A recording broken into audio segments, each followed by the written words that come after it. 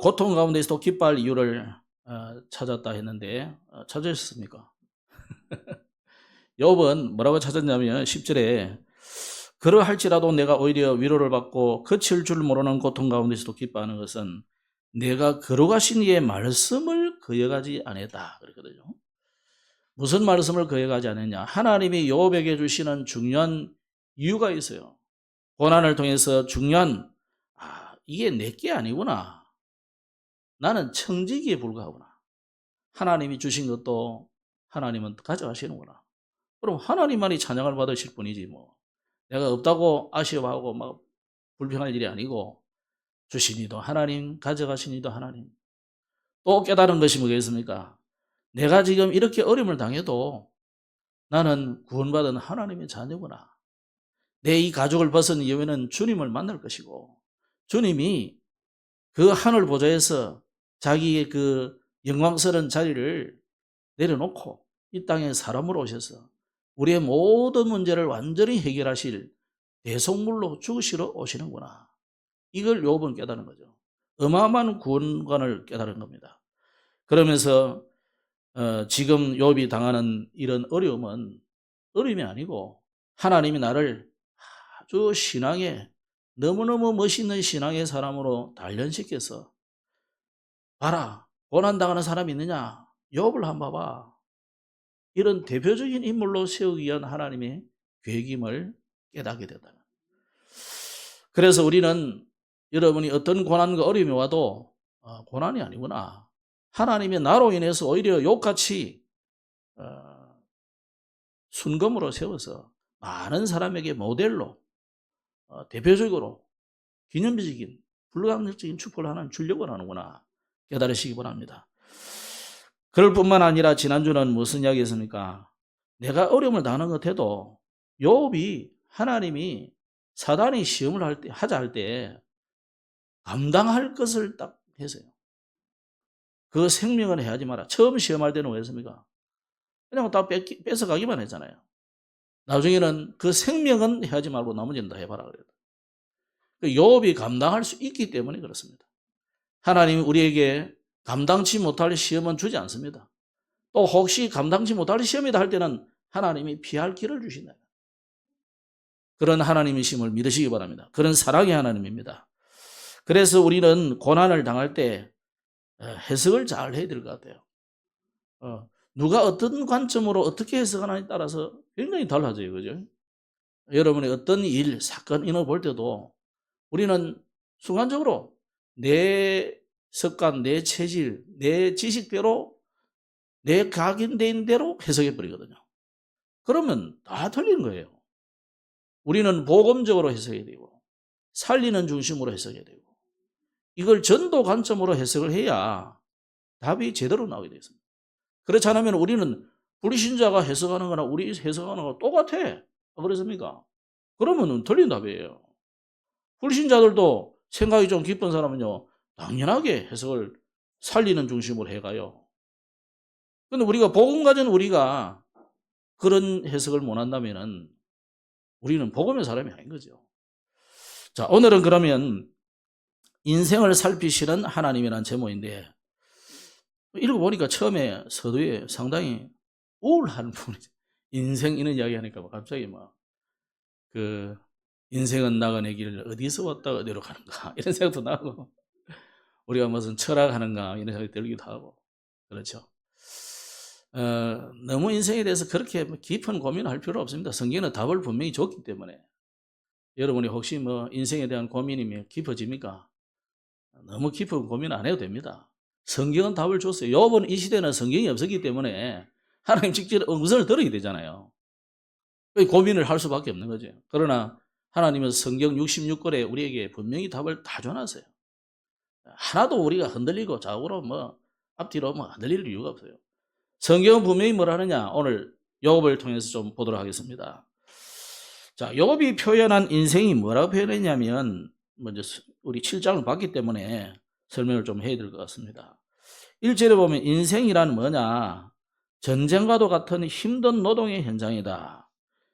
우리 성경에는 전쟁이라는 단어를 안 쓰는데 옛날 한글 계획판에는 전쟁과도 같은 노동이다 이렇게 해놨어요. 그러니까 이거는 사실 뭐 여러분 현장이 뭐 거의 전쟁 수준이잖아요, 그죠? 안 그런 사람도 있겠지만 대부분 보면은 뭐 그 아래 사람 깔아뭉개고 다 올라서고 막 난 뭐 해코지를 하고 막 다 그래 합니다. 견제하고 그래가지고 뭐 술 한잔 마실 때는 위아이악 하면서 막 한 팀 되는 듯 하지만 그렇지 않아요. 세상은 전쟁이잖아요. 오늘 이 욥이 뭐라고 했습니까? 이 땅에 사는 인생에게 힘든 노동이 있지 아니하겠느냐. 옛날 성경에는 전쟁 같은 노동이다. 정말 힘든 정도가 아니고 지금 저 이스라엘 그리고 러시아가 지금 벌이고 있는 전쟁, 이 전쟁과 같은 현실이에요 지금 우리가. 그래서 우리가 영적으로 봐도 사실 옛날 그 번역이 더 맞는 것 같아요. 영적으로도 전쟁입니다 여러분. 그래 내가 뭐 편안하게 이 세상에 살면서 편안하게 그거 아닙니다. 여러분 우리는 분명히 이 세상은요 영적인 전쟁터에 우리가 있다. 그래서 어떤 사람은 성경을 보면서 그래요. 성경에 무슨 군사적인 용어가 이래 많고 뭐 전쟁 용어가 많냐. 특히 우리 다락방 보고 그런 이야기 많이 무슨 그래 뭐 조직 이야기도 하고 뭐 그런. 아니 성경이 그래 돼 있어요. 우리가 영적인 전쟁이에요. 형식으로 생각하면 안 됩니다. 창세기 3장 이후로는 전쟁이라니까요. 그러면서 2절에 뭐라 했습니까? 인생이란 품꾼의 날과 같다. 전능자가 정한 시간 내에서 맡겨진 일을 수행하는 그런 우리가 존재다 이 말이에요. 그러면서 인생들이 기대하고 있는 것은 뭐냐? 종은 노예잖아요. 노예는 월급이 없잖아요. 그죠? 월급 없어요. 뭐 밥 먹고 살아있는 것만 해도 그냥 숨 쉬고 있는 것만 해도 다행인 거예요. 그죠? 그러니까 종은 하루 종일 기대하는 바가 뭡니까? 저 해가 언제 지냐? 그러면 잠은 재워주니까. 그게 종이 고대하는 말이에요.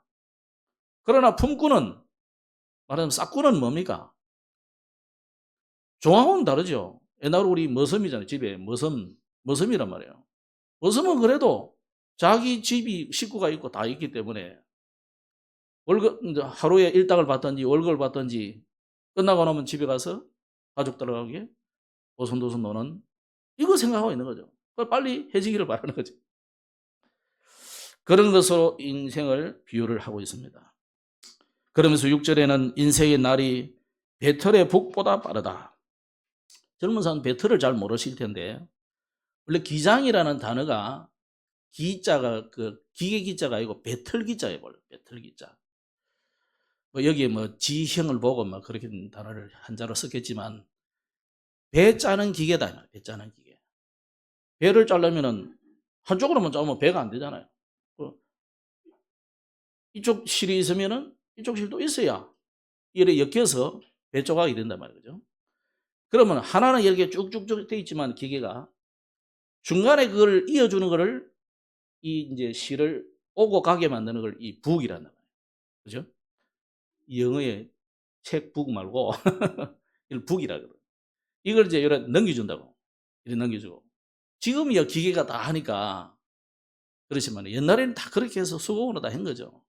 그래서 우리나라에 보면 주로 이제 직조하는 그런 식물을 뭐 삼배 그 마라는 거 있잖아요. 마약의 그 마 있잖아요. 대나무처럼 있으면 대마.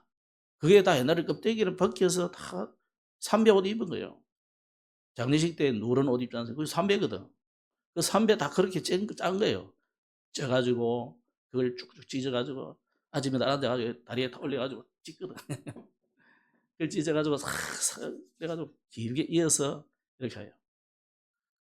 그거면 또 모시도 있잖아요. 산에 가면 또 모시 이파리가 보들보들한 게 있거든요. 그 모시. 또 우리나라는 옛날에는 전부 그 누에 많이 키웠잖아요. 뽕나무에. 우리나라의 옷감이 너무너무 좋기 때문에 저 그 실크로드 그래 생긴 거잖아요. 한국에서 만든 이 비단이 중국을 거쳐서 유럽까지 갔단 말이에요. 그 최고의 인기가 한국 비단이지 않습니까?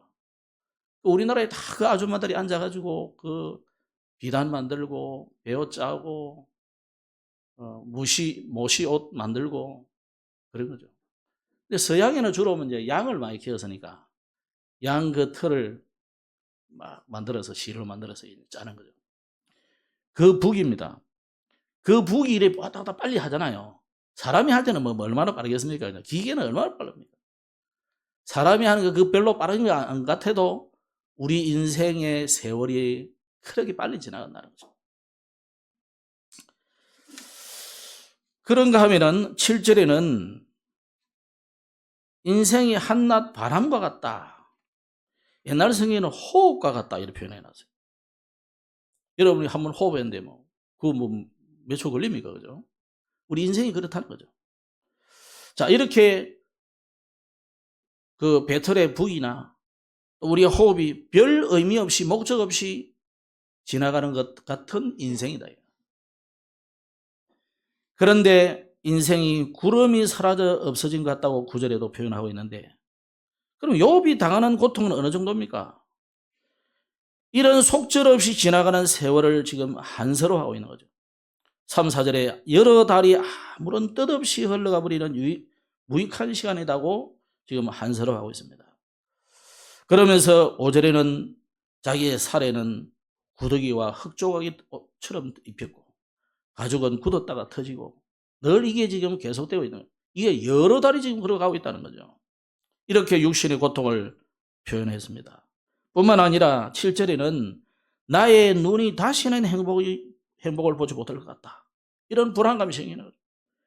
8절에는 나를 본 자들이 다시는 나를 보지 못할 것 같다. 곧 죽을 것 같다 이 말이잖아요. 그죠? 그런데 하나님의 눈이 나를 살피시지만 나는 세상에 더 있지 않을 것이라는 이런 불안감이 자꾸 엄습하는 거죠. 9절에는 서울로 내려가면 다시는 돌아오지 못할 것이라고 자기의 죽음을 예고하는 그런 부분을 하고 있어요. 그러니까 아주 오늘 7장은 좀 상당히 슬픈 내용이에요. 그것뿐만 아닙니다. 이제는 영혼의 아픔을 이야기했어요. 11절에는 내 영혼의 아픔, 마음의 괴로움, 그것이 14절에는 꿈으로도 환상으로도 두려움을 느끼는 것을 표현했고요. 그러면서 15절에는 내 마음이 뼈를 깎는 고통을 겪느니 차라리 죽음을 선택하는 것이 낫지 않나. 자살까지도 생각할 정도로 지금 고통스럽다.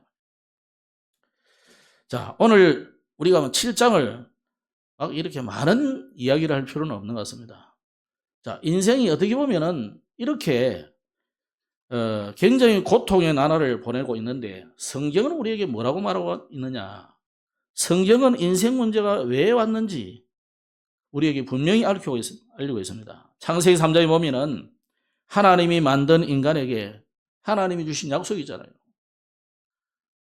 다른 모든 과일은 다 먹어도 되는데 이 선악을 알게 하는 과일은 먹지 말라 그래요.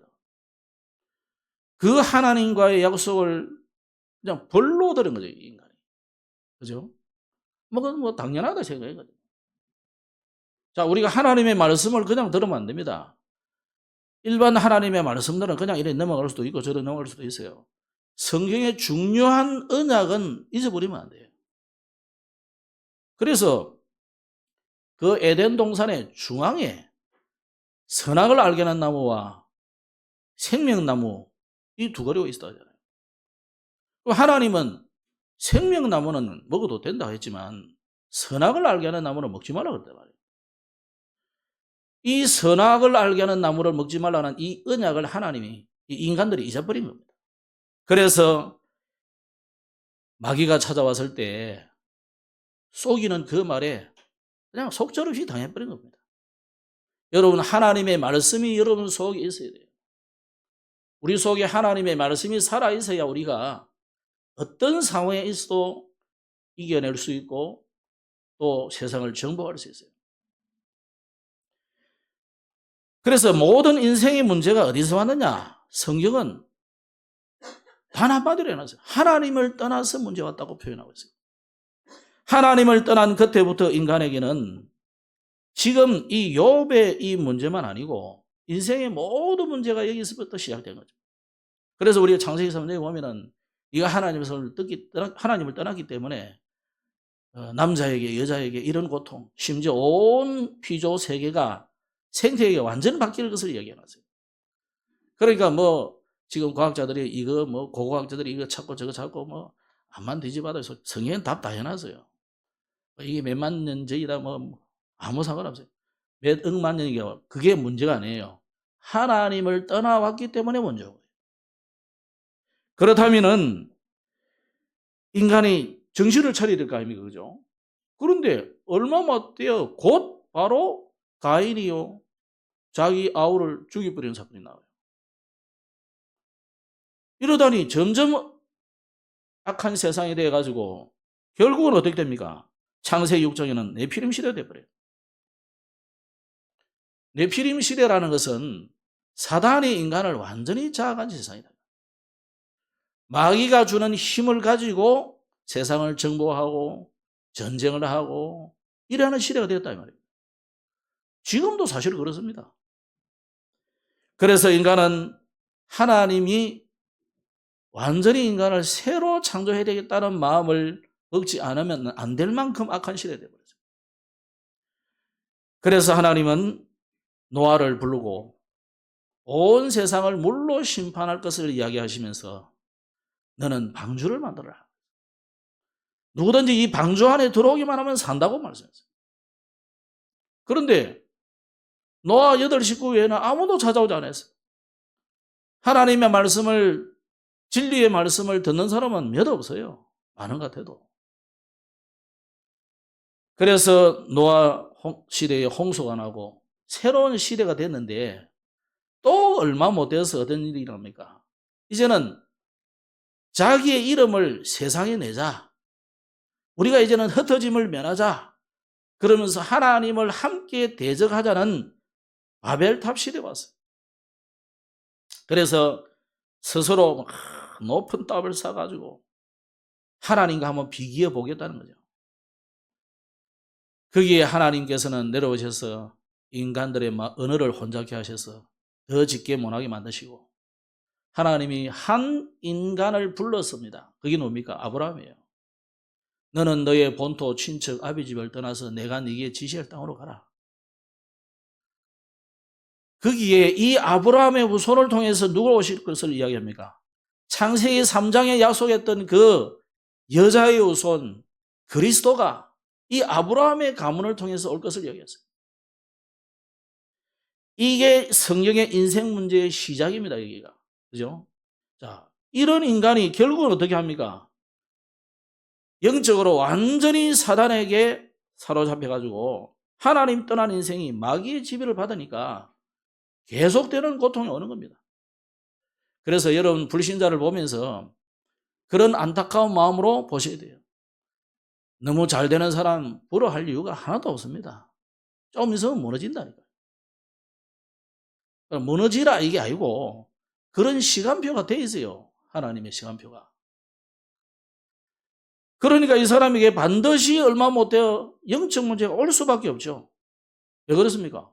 계속 미신 섬기고 우상 숭배하고 그러니까. 나는 아무것도 안 섬긴다 그래도요. 내가 곧 신이다 이래서 하거든요. 그런 사람 많아요. 심지어 어떤 목사님 아들도 자기가 작곡을 잘한대요. 어느 정도 잘했냐. 그 드라마 OST 이런 거 있잖아요. 작곡해가지고 바로 당첨되어 그 사람이 하고 해요. 대단한 인물이라. 근데 자기가 곧 신이라. 목사님 아들인데. 하나님 시간표는 오겠죠? 여러분, 우리가요, 그 목사들이니까 그런 이상하게 생각한대요. 아니, 니체도 목사 아들이에요. 그 공산주의를 만든 마르크스, 레닌 다 목사 아들이에요. 그러니까 목사가, 교회가 복음을 제대로 전해주지 않으면은 이런 이상한 일들이 생긴다니. 또 그렇다 할지라도 본인이 또 복음을 전혀 이해하지 못하고 거부하면요, 어쩔 수 없는 거잖아요. 하나님의 시간을 우리는 알 수는 없으니까. 그래서 영적 문제로 고난당하다가 결국 생각과 마음이 병드는 거죠. 예수님이 수고하고 무거운 짐진 자들아 내게로 오라 그랬거든요. 그래서 지금 이 시대에 네피림 시대가 지금 네피림 시대입니다. 지금 네피림 시대이기 때문에 당연히 정신적인 문제가 계속 올 수밖에 없어요. 앞으로 더 많아질 것 아닌가 그런 생각이 듭니다. 그래서 사람들은요, 뭐 과학으로 뭐 해결하려고 많이 하죠. 과학으로 해결하는 거나 철학자가 또는 석가모니가 앉아가지고 인생 문제를 108개 수천 가지 분류를 해보는 거나 똑같아. 영적 문제는 더 심해집니다. 그래서 우리는 결국은 육신의 질병이 올 수밖에 없고 하나님을 부인하지만 결국 현실 문제, 내세 문제 집착하다가 결국은 죽음과 지옥이 기다리고 있는 거죠. 자, 이렇게 끝나면 참 좋겠는데 성경은 분명히 이야기해놨어요. 출애굽기 20장 4절 5절에 보면 자여손 3, 4대까지 이게 대물림 된다 이야기했어요. 그런데 저는 거기서 십계명에서 보면 신기한 게 더 하나님 축복이 뭐냐. 3, 4대나 우상숭배하는 자의 죄를 갚는데 나를 사랑하고 나의 계명을 지키는 자에게는 몇 대까지요? 1000대까지 은혜를 베푼다. 자, 여러분 하나님이 되게 나쁜 분이라 생각됩니까? 어떤 사람은 그런 분도 있더라고. 하나님은 저기 주시고 하고 벌하고 뭐 이걸 못 봐서 그래요. 3, 4대나 우상숭배하는 자는 3, 4대는 얼마 안 되잖아요, 사실. 나를 사랑하고 나의 계명을 지키는 그 율법 시대도 십계명에도 그래놨다 이거. 1000대까지 은혜를 베풀겠다 그랬다고요. 이게 복음이잖아요. 그죠? 진짜 여러분 예수 믿으면 1000대까지 은혜를 베푼다니까요, 하나님. 그래서 유럽이 거지처럼 되기까지는 앞으로 몇천 년 남았어요. 그렇지 않습니까? 하나님 약속이 그런데. 그러니까 보세요. 정말 우리가 하나님 앞에서 인생이 어떤 인생인지 뭔지 깨달아야 됩니다. 그래서 하나님의 말씀에는 분명히 답을 줘놨어요. 여자의 후손이 와서 뱀의 머리를 상하게 할 것이다. 즉 그리스도 메시아가 와서 이 사단의 머리를 완전히 깨뜨릴 것을 이야기했어요. 왜냐? 이 사단이 인간을 하나님 떠나게 만들어가지고 사로잡고 있기 때문에 그래요. 그러면 이 사단은 어떻게 됩니까? 영원히 지옥의 무저갱이에 갇힐 때가 언제냐? 그리스도께서 재림하시는 그때 갇히거든요. 그럼 그 사이까지는 계속 활동하는 거예요. 쉽게 말하면 대가리 날아간 게요. 계속 검들면 돌아다닌다 이 말이에요. 그 꼬리만 쳐도 별 3분의 1이 떨어진다 그러잖아요. 별 3분의 1이라는 뜻은 천사 3분의 1이 같이 동조해가지고 하나님 떠났단 말이에요. 그만큼 능력이 있는 거예요, 사단이. 그래서 여러분 사단을 겁내지도 마시고 두려워하지도 마시고 우리는 뭐 해야 되느냐? 담대히 이 영적 싸움을 싸워야 돼요. 노아 방주에 하나님께서는 들어오기만 하면 산다 그랬어요. 누구든지 예수가 그리스도이심을 믿기만 하면 구원받아요. 너희가 내 안에 내가 너희 안에 있으면 무엇이든지 원하는 대로 구하라 그랬다. 우리는 예수 안에 있으면 돼요. 혹시 여러분이 죄를 범했을지라도 예수 안에 들어오시기만 하면 돼요. 빨리 회개하고 예수 안에 들어오면 돼요. 우리는 그걸 잘 안 한다. 또 우리는 그렇게 못하고 그렇게 하는 사람을 자꾸 정죄하거든요. 창세기 12장에는요. 하나님이 전 세계인을 살리기 위해서 전 세계로 흩어져 버렸으니까 은하가 혼잡해가지고 서로 막 안 통하니까 뭐 벽돌 달라는데 뭐 물 갖다 주지 이 말 안 통하니까 왜 이 엉터리를 하냐 서로 뭐 싸우고 뭐 이러다가 이거 도무지 안 되네 하다 보니까 말 통하는 사람이 있거든. 야 말 통하네 그래가지고 말 통하는 사람이 이제 사는 거죠. 그럼 북쪽으로 동쪽으로 남쪽으로 막 흩어진 겁니다. 그 전 세계인을 살리기 위해서 하나님이 아브라함이라는 한 가문을 선택했어요. 그 속에서도 다윗의 이 가문을 선택해가지고 하나님이 오게 하십니다. 그분이 누구냐? 역사의 주인공이신 이 인류 구원을 완성하신 그리스도이신 예수님입니다. 그래서 사도행전 1장 1절에는 창세기 3장의 답이 바로 그리스도이심을 말씀해서 내가 먼저 선 글에는 예수가 그리스도임을 말했다는 거예요. 이제는 그 그리스도께서 우리에게 주신 이 말씀을 가지고 언약을 붙잡은 자들이 가는 곳마다 어떤 일이 일어나는가를 사도행전은 설명하고 있는 거죠. 그래서 사도행전 1장 3절에는 타락할 수밖에 없는 네피림 시대가 계속 오는데 답이 뭐겠습니까? 네피림을 이길 수 있는 길은 사단의 머리를 박살내는 이름은 그리스도요. 하나님의 나라가 임해야 되는 겁니다. 그죠? 사단이 꺾이면은 성령이 임하고 성령이 임하면 사단이 꺾이고 그곳에 하나님의 나라가 임하는 거죠. 여러분 세상을 이기는 힘은 다른 것으로는 안 됩니다. 위에서부터 주시는 힘. 예수님이 가시면서 그랬잖아요. 능력이 입혀올 때까지 떠나지 말라 그랬다요. 그래서 제자들은요 감람산에서 내려와가지고 마가다락방에 모여서 계속 기도하기 시작해요. 기도를 많이 했기 때문에 응답을 주신 게 아니고 하나님의 때가 되었고 하나님의 언약이기 때문에. 그러면서 그들이 뭐 했습니까? 집중했잖아요. 다른 거 안 하고. 여러분이 이번 주간에도 정말로 하나님 앞에 집중할 때 하나님의 약속이 성취될 줄로 믿습니다. 자, 그래서 오늘 이 욥이 보면 우리가 안 읽은 부분인데 이제 11절 이하에 보면 10절까지는 그냥 좀 기도 같은 이런 내용이고 하소연 같은 이런 내용이고 11절부터는 좀 불평이 좀 나오다가 하나님께 하는 하나의 하소연 같은 그런 기도라고 할까 그렇습니다. 자, 여러분 인생이 고달프지 않습니까? 그죠? 힘들고 어렵죠. 어떤 데는 응답도 없고 어떤 데는 뭐 황량한 사막 가운데 내가 서 있는 것 같기도 하고. 욥이 얼마나 어려웠으면 오늘 불평을 했다는 거예요. 내가 오늘은 좀 불평을 해야 되겠습니다. 이랬다니까요. 그죠? 말하자면. 내가 오늘은 좀 불평을 해야 되겠습니다. 자, 여러분, 우리는요, 이 불평을 바꾸어서 언약을 붙잡으시기를 바랍니다.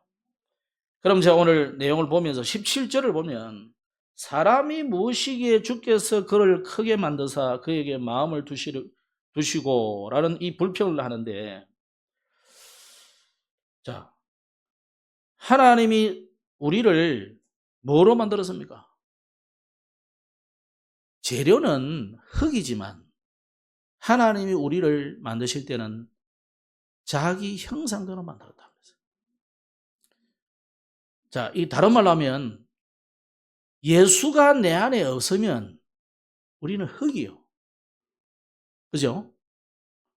흙 그거 그냥 뭐 아무리 도자기로 만들어놔도 두드려 보면 깨지는 거예요. 널찍으면 깨지고. 흙이잖아요. 그러나 그 흙 속에 누가 있느냐가 다른 거예요. 예수가 있느냐, 내가 주인 되어 있느냐. 성령이 내 안에 계시느냐, 사단이 내 안에 계시느냐요, 있느냐. 이거 차이잖아요, 그죠? 아니, 수준 있는 사람은, 내가 내 주인이 내지. 그 내가 내 주인 된 거예요. 거기에 이제 아주 고도의 사단의 속임수에 속고 있는 사람. 그죠? 사단은 아주 고도의 속임수로, 네 주인이 누구긴 누구야, 네가 네 주인이지. 요래 속인다니까요. 여러분, 솔직하게, 아무리 뛰어난 사람도 안 죽을 수 없잖아요. 병 안 오려고 뭐 별짓을 다 해도 참 병 없이 딱 마지막에 가기는 쉽지 않아요. 그건 정말 쉽지 않아요. 내 마음은 그러고 싶은데 인생은 그리 안 된다 이 말이에요. 오죽하면 그래 인생이 어디서 왔다 어디로 가는지 모른다고 사람들이 고민할까요? 성경은 어디서 왔느냐? 하나님께로 왔다 그랬어요. 어디로 가느냐? 하나님께로 간다. 한국말이 참 좋은 말이에요. 돌아가셨다 그래요. 아니 돌아가다면 어디서 왔다 어디로 간단 말이에요. 주님께로부터 와가지고 주님께로 돌아가는 거예요. 인생 고민 끝나죠? 우리 주님께 가는 거예요. 잠깐 이 세상에서 우리는 소풍하고 놀다가 가는 거라. 그러면 하나님이 여러분을 그냥 보내서 뭐 하려고 보냈겠습니까? 이유가 있는 거죠. 그래서 하나님이 우리를 대단한 존재로 만들었어요. 우리를 하나님 형상으로 만들었어요. 옆에 분은 그래 보이도요. 대단한 분입니다. 옆에 분에게 대단한 분이십니다. 네, 그래 보여도 대단한 분이에요. 여러분이 앞에 보는 분도 뭐 별로 연약해 보이지만 대단한 분이라. 왜? 내가 대단해서가 아니고 내 안에 계신 분이 위대하기 때문에 그런 거예요. 그죠? 뭐 제가 여기 서 있는 이유가 뭐예요? 예수님이 말씀 전하러 해서는 온 건데. 뭐 그거밖에 없잖아요. 제가 뭐 식견이 있는 것도 아니고 뭐 말을 잘하는 것도 아니고 뭐 저는 뭐 말 잘 못해. 그래서 그냥 입 닫고 가만히 있으니까 우리 목사님은 되게 뭐 그냥 자기 지식을 숨기는 것 같다. 이리 착각하는 사람도 있더라고. 그렇지 않습니다. 무식해서 가만히 있습니다. 입 열면 그냥 무식이 탄로나기 때문에. 그러나 왜 제가 여기 섰습니까? 하나님이 너는 말씀 전하라 했기 때문에. 오늘 여러분이요, 별것 아닌 것처럼 보여도 우리를 대단한 존재로 만드신 하나님의 나를 그분의 마음에 다 담았다. 그래서 여러분, 우리 성도와 성도를 함부로 욕하거나 정죄하거나 비평할 수 없다. 지금 좀 형편이 어렵다. 함부로 판단할 수 없어요. 지금 좀 이상한 짓을 한다. 나중에 이 사람이 어떻게 설지 몰라요. 그건 모릅니다. 그래서 우리는 참아 기다려보시라.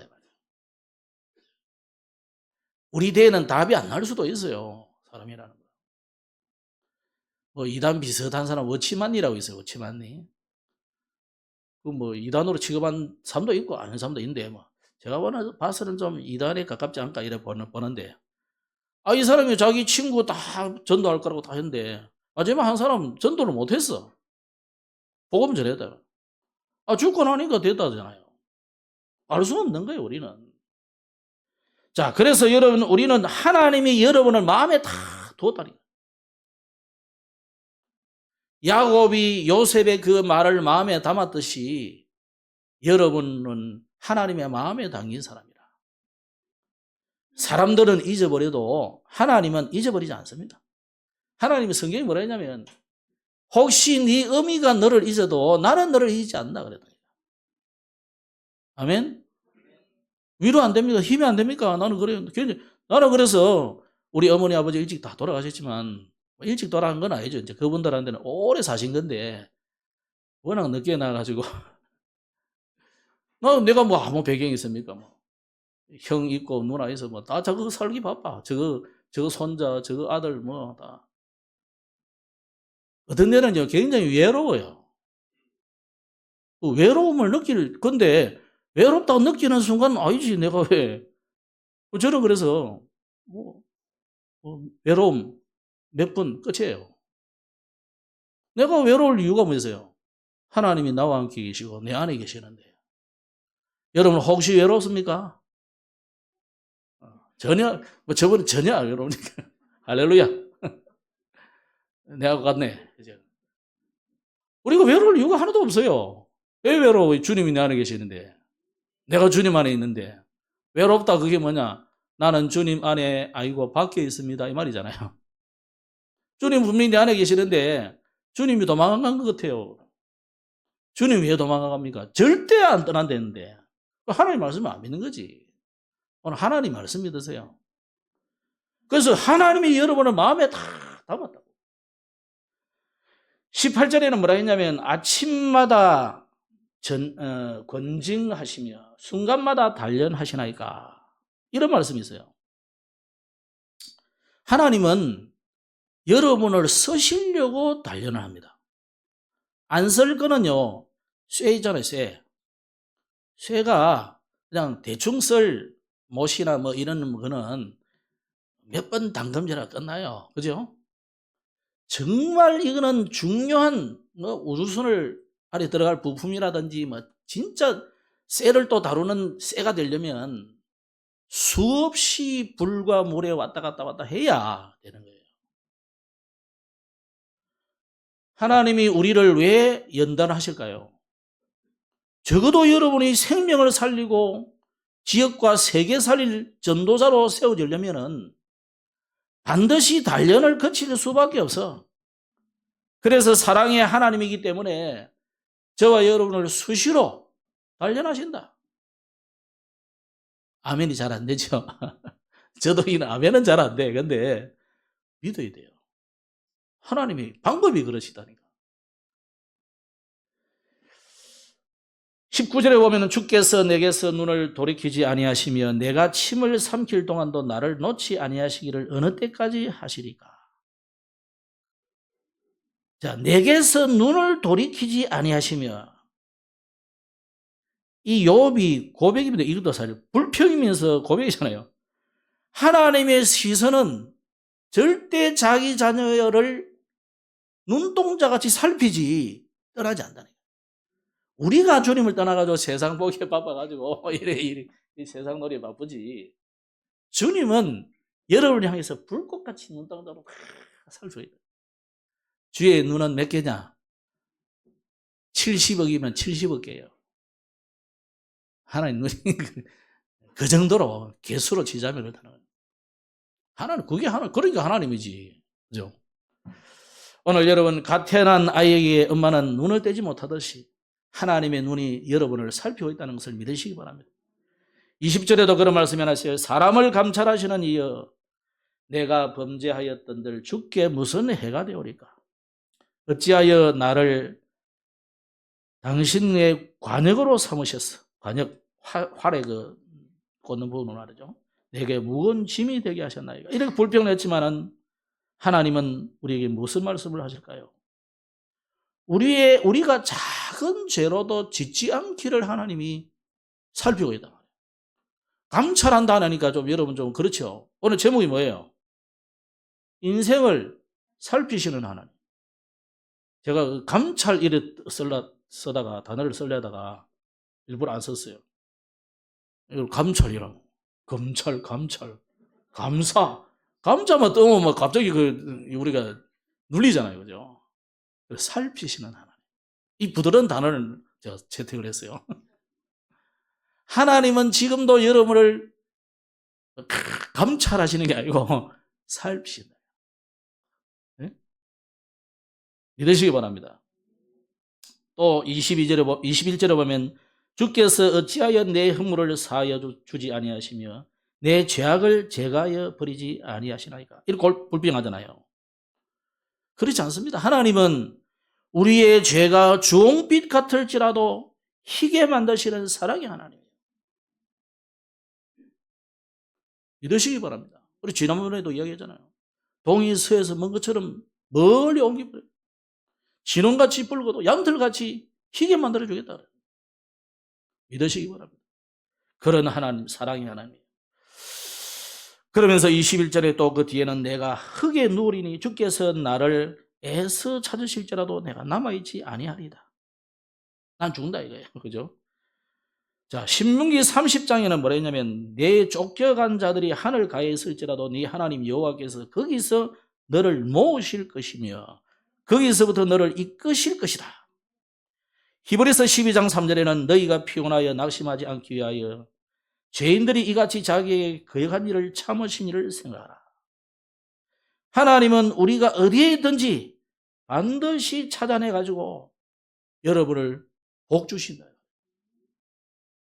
어디에서도. 그래서 해병대가 써서 기분 나쁘지만 제가 뭐 한 번 해병은 영원한 해병, 우리 형님 해병대거든. 별로 힘 없더라고요. 마누라한테 지더라고. 방이 내가 가만히 보면 한 번 해병은 영원한 해병 아니구나 생각이 들었어요. 자, 그건 해병대 쓰는 말이고 해병대 기분 나쁘다 하지 마세요. 하나님은 하나님의 자녀를 절대 버리지 않는다. 한 번 하나님의 자녀는 영원한 하나님의 자녀다. 믿으시기 바랍니다. 이게 욥이 우리에게 주시는 말씀이에요. 성경이 우리에게 말씀하는 겁니다. 말씀하겠습니다. 자, 그렇기 때문에 여러분이 제일 응답받는 길이 뭐냐? 욥기를 통해서 많은 사람들이 힘을 얻기도 하고 욥기를 통해서 위로를 받기도 하고 욥을 통해서 우리는 또 새로운 또 도전을 할 수도 있겠죠. 성경은 그게 목적이 아니잖아요. 뭐 힘 좀 얻고 뭐 위로 좀 받고 그거 하기 위해서 성경이 우리에게 준 게 아니라고.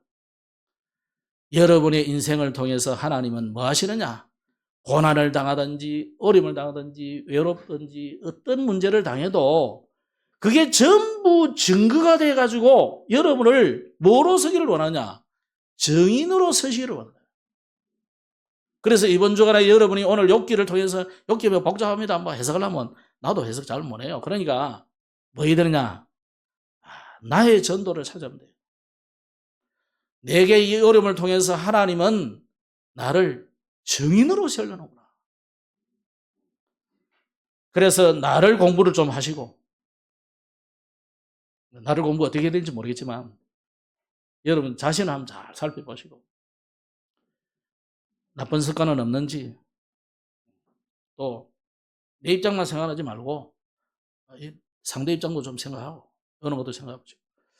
그러면서 두 번째는 나의 전도 속에서 사람을, 불신자 6가지 상태는요 사람 공부잖아요. 이 사람이 지금 시간표가 어디에 걸려 있는지를 쭉 본단 말이에요. 어떤 사람 이야기해 보면요, 아, 6가지 다네요, 이런 사람도 있다고. 그죠? 어떤 사람은 시간표대로 돼 있다는 말씀도 있어요. 그런 사람도 있다. 실제로 불신자들은 그렇게 고난당하고 어려움 당하고 있습니다. 우리는 이미 구원받아 놓으니까 이게 몰라가지고 막 이래 살고 있는데 불신자는 실제로 있다.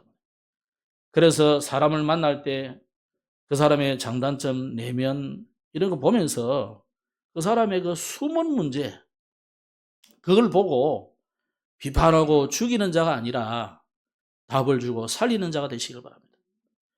그래서 나의 전도를 현장에서 찾는데, 그러면 내가 우리 직장에서, 내 가정에서 뭘 해야 되냐? 당연한 걸 해야 돼. 내가 가장이다. 가장에 당연한 걸 해야 되죠. 내가 주부다. 주부로서 당연한 걸 해야 돼요. 내가 어미다. 어미로서 자녀들에게 당연한 것을 해야 되지 않겠습니까? 그러면 뭐가 나오겠습니까? 꼭 필요한 것. 절대 이게 보이는 거죠. 어제 핵심과 산업의 중요한 말씀을 줬는데 전체 내용이 뭐냐면 정확한 언약을 붙잡으라 그랬어요. 오늘 욥기를 통해서 욥이 뭐 복잡한데 여러분 다 놔두고 정확한 언약을 딱 잡으면 됩니다. 어떤 인생 문제가 와도 문제 해결자는 그리스도다. 그렇게 잡으면 됩니다. 그래서 정확한 언약을 붙잡고 어제 뭐라 했습니까? 24시 기도팀을 만들어라. 24시 기도팀. 우리가 지금 계속 기도하고 있잖아요. 이걸 좀 더 여러분이 이제 땡 할 때만 하지 마시고 계속 기도 좀 하시기 바랍니다. 그러면서 우리는 빛의 경제를 해보야 되겠다. 여러분이 내는 11조가 교회를 살리는 것입니다. 그걸로 랩런트들이 사는 겁니다. 그걸로 선교 현장에 삽니다. 그래서 이게 내가 11조 내는 거, 이게 어떤 데는 아까울 수도 있잖아요. 10분의 1이 적은 게 아니잖아요. 그죠? 국가에도 11조 내지, 교회도 내지, 12조가 나가버린데 벌써, 그죠? 어떻게 살라는 말이에요? 그래서 우리는 하나님의 은혜로 사는 겁니다. 자, 그러면서 랩런트 경제를 준비해야 돼요. 아침, 저녁으로 여러분이 랩런트들은 특히 기도하도록 만들어줘요. 여러분이 랩런트를 위해서 기도해 주시고. 그러면 하나님의 선교 경제를 따라오게 만드는 것입니다. 지금 우리가 계속 기도하는 제목들이 여러 가지 있습니다만은 계속 우리가 다민족 한글 학교, 다민족 지교회 이거 두고 여러분이 기도해 주시고, 이 네팔인들이 특히 이제 많은데, 저 사람들이 이제 그냥 제대로 언약을 안 붙잡고 가면, 돌아가면 반드시 저 식도로 돌아갑니다. 막 머리에 찝고 막 오만 거 다 합니다. 뭐 안 할 수가 없어요. 그 문화가 그래요. 또 모르고도 하는 겁니다. 정확한 복음이 안 들어가면. 그래서 여러분 한국에 와 있는 동안에 정말 우리가 뭐 수천만 아니라 수억을 들여서라도 제대로 된 한 명만이라도 만들어서 보내면 네팔은 보고 되는 거 아닙니까? 우리가 많은 사람의 오는 것에 기울이지 말고 제대로 된 한 명이라도 만들어야 된다. 그러려고 하니까 한 명 만들려고 하니까 주변에 많은 사람이 또 붙어요. 그러니까 다 뭐 틀리다가 아니라 이렇게 그 중에 한 명이 있다. 좀 그런 중심으로 우리가 해야 될 것 같습니다. 기도하시면서 이번 주안에도 하나님 주시는 최고 응답받는 축복의 주안이 되기를 주의 이름으로 축복합니다. 기도하겠습니다. 하나님 감사합니다. 인생이 무엇이간데 우리를 살피시고 보호하시며 인도하십니까?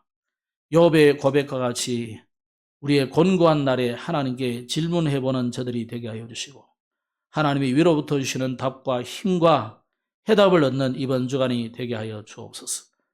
와 있는 많은 다민족들 살리는 교회가 되게 하시고 또 우리의 후대 렘넌트를 살리는 교회, 선교하는 교회로 온전하게 세워지도록 주의 백성들의 모든 생업과 산업에 축복하여 주옵소서. 예수님 이름으로 기도드렸습니다. 아멘.